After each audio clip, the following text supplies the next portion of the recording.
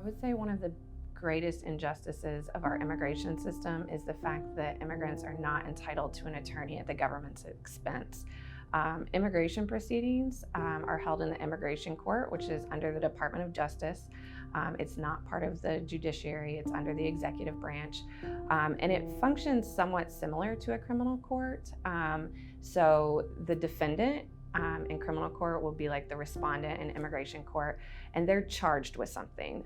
So they're charged with being removable from the United States, and then they have a chance to put forward defenses.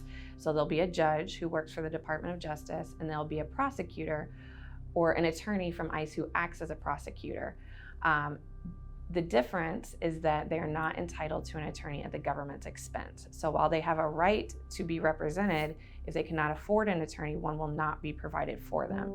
And it's extremely difficult to win an asylum case, or really to win any type of immigration benefit in the immigration court without an attorney.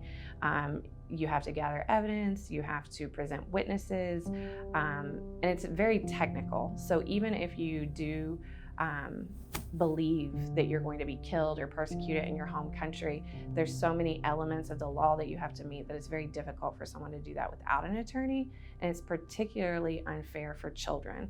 So I've represented children as young as 18 months in deportation proceedings, and even those clients are expected to represent themselves if they do not have an attorney.